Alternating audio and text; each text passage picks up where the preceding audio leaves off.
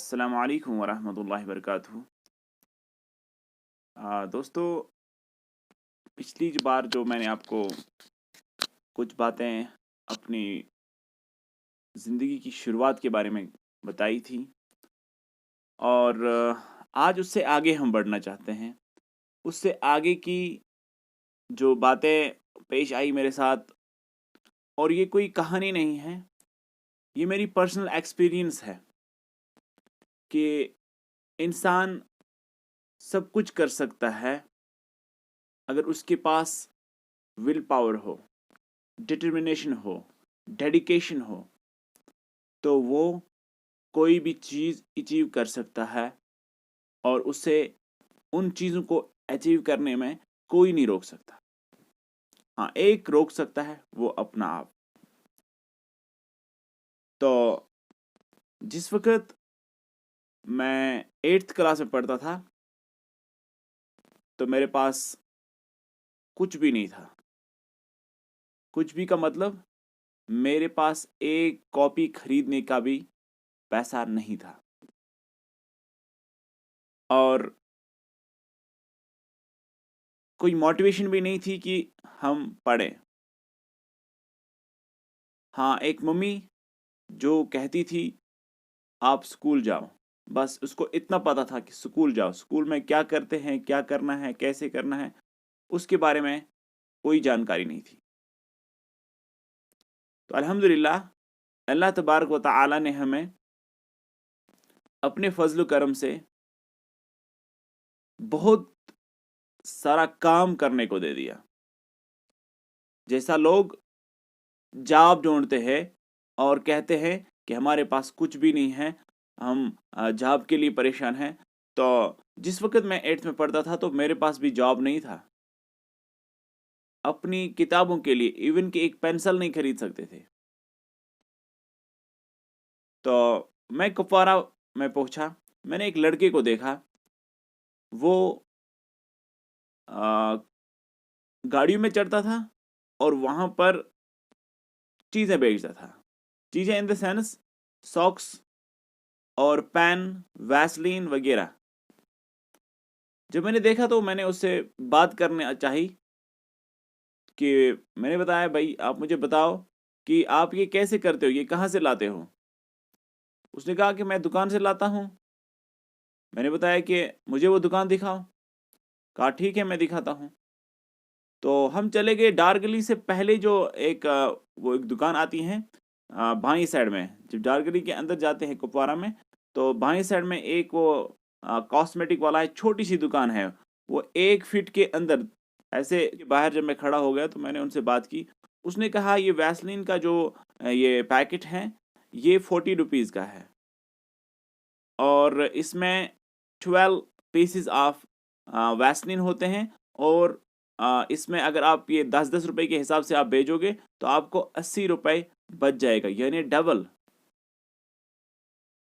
आप 40 रुपीज़ का लेते हैं और उसको 120 आता है, तो उसका डबल प्रॉफिट है।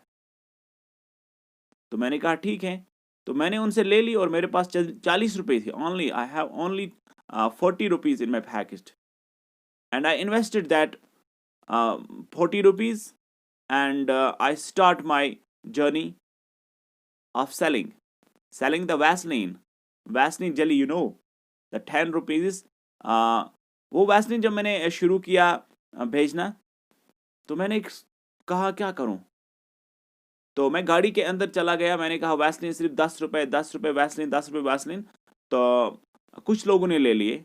मुझे लग रहा है पहली ही गाड़ी में मैंने 2 बेच दिए, यानी मुझे 50% अपना इन्वेस्टमेंट वापस आ गया। अब मेरा 50%, 20 रुपीज़ का 10 वैसलीन मेरे पास है।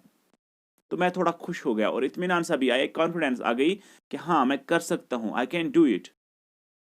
देन उसी उसी दिन या कुछ ही घंटे रह गए थे शाम होने में।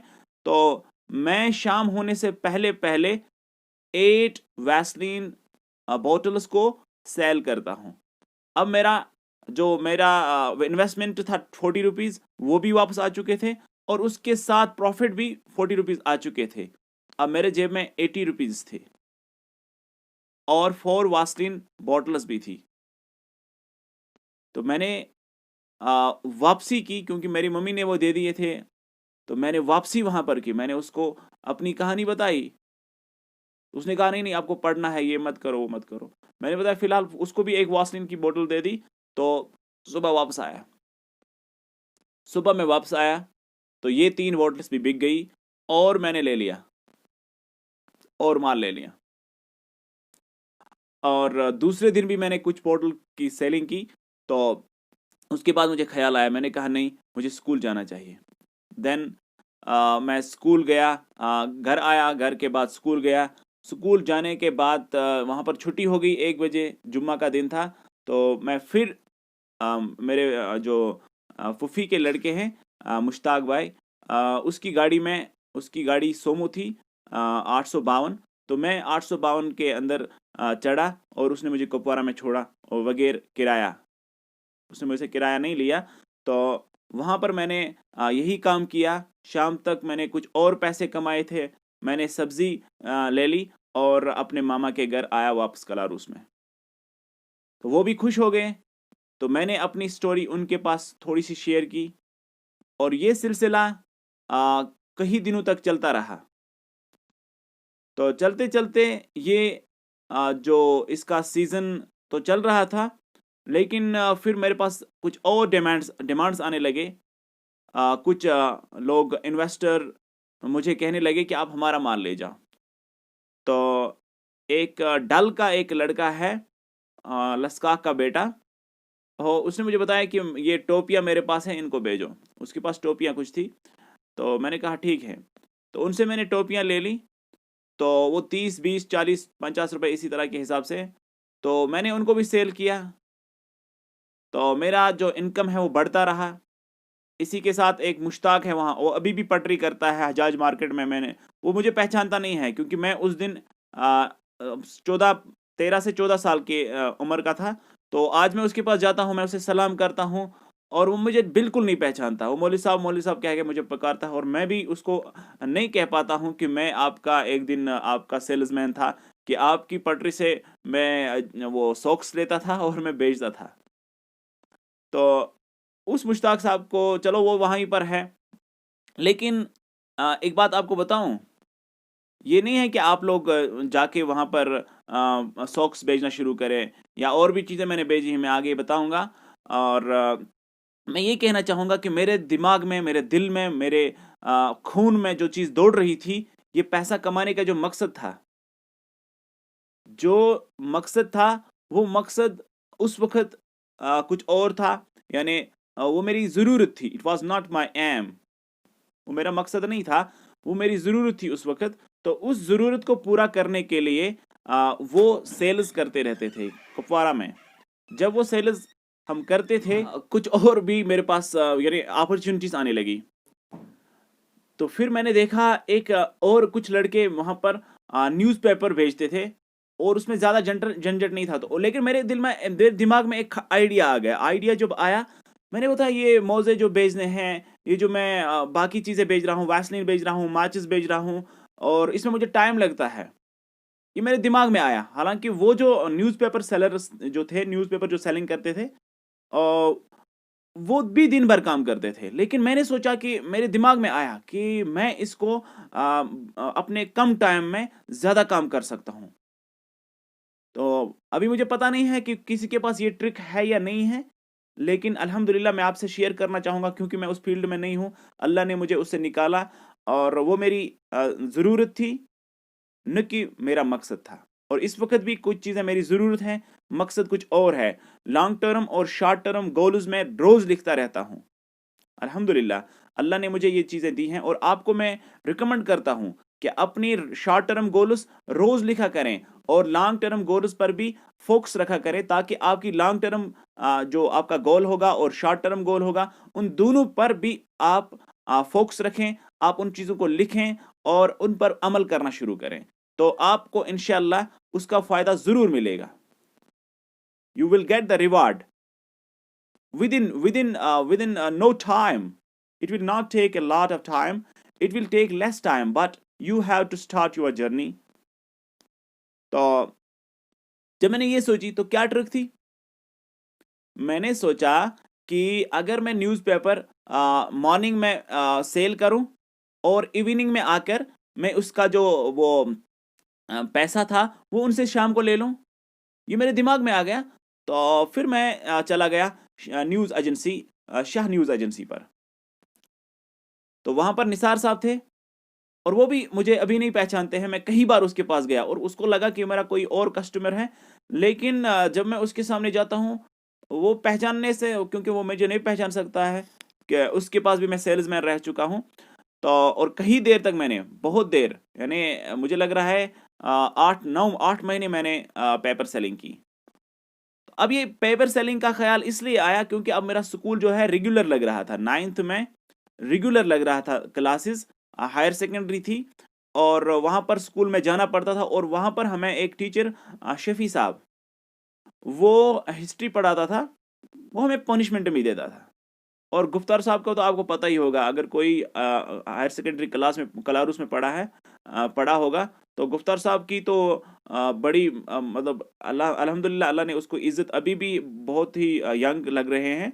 और उसने क्या है ना कि एक फ़ोबिया बना रखा था कि अगर कोई याद करके नहीं आता तो उसको सज़ा होती थी। और वो थोड़ा तनकीद भी करता था, लेकिन अल्लाह ने मुझे बचाया। पता नहीं क्या उसके पास रहमदिली थी कि वो मुझ पर हाथ नहीं उठाता था, मेरे साथ उसने कभी नहीं किया। लेकिन फिर भी मुझे दिल में रहता था कि हाँ, अगर मैं 2 दिन के बाद 3 दिन के बाद स्कूल चला गया तो मेरी पनिशमेंट होगी। तो इसलिए मैंने सोचा कि मैं रोज़ स्कूल जाऊँ।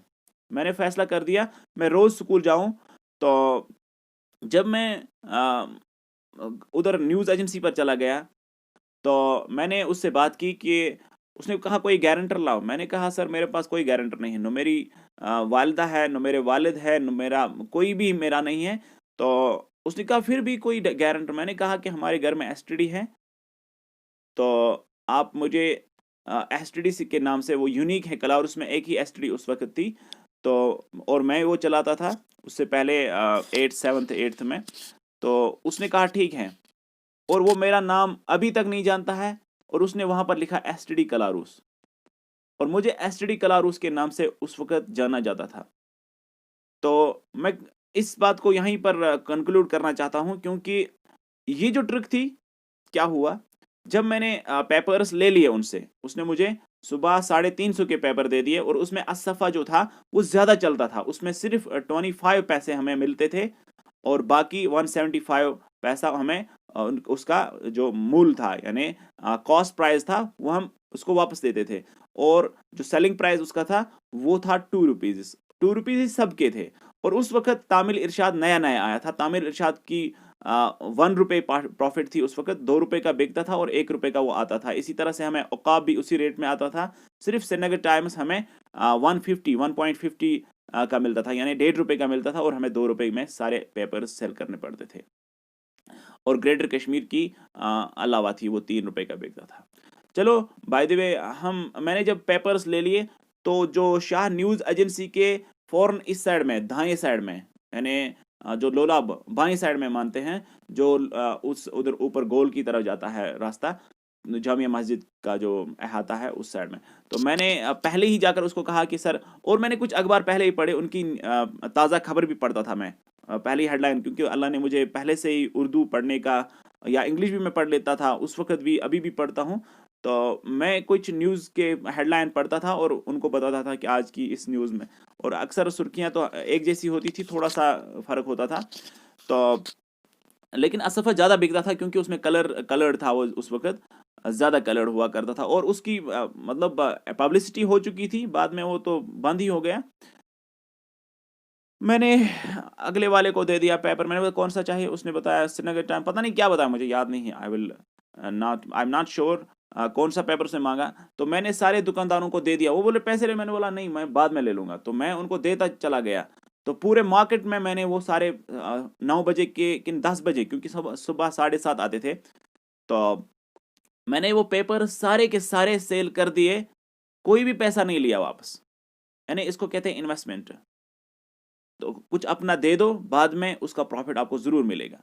तो मैंने वो सेल कर दिए और सीधा चला गया अपने कलारुस अड्डे में, जो इस वक़्त अड्डा है वो उस वक़्त नहीं था, उससे पहले कुछ ही सोमो गाड़ियाँ थी, तो मैं एक सोमो में चला चला गया, तो सीधा अपने कलारुस, क्योंकि मुझे वर्दी लगी हुई थी, ऊपर से मैं एक ये वार्मर लगाता था, तो उस वार्मर के ज़रिए से तो मेरी वर्दी छुप जाती थी। तो मैंने वो वार्मर निकाला और अपनी हायर सेकेंडरी के अंदर चला गया, तो वहाँ पर हमने पढ़ा, वहाँ 3 बजे छुट्टी होती थी, तो 3 बजे मैंने वापसी कर ली कुपवारा की तरफ, उसी एक गाड़ी में चला गया।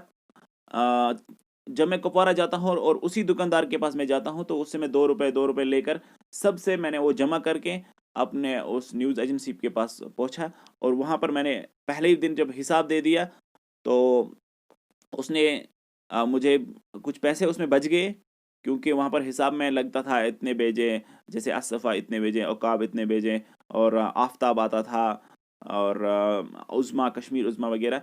तो उसकी जब हुई तो कुछ पैसे बच गए, 50-60 रुपए बच गए उस वक़्त। तो उसकी मैंने सब्ज़ी आधे की ले ली और कुछ पैसे बचा दिए, तो मैं घर चला गया।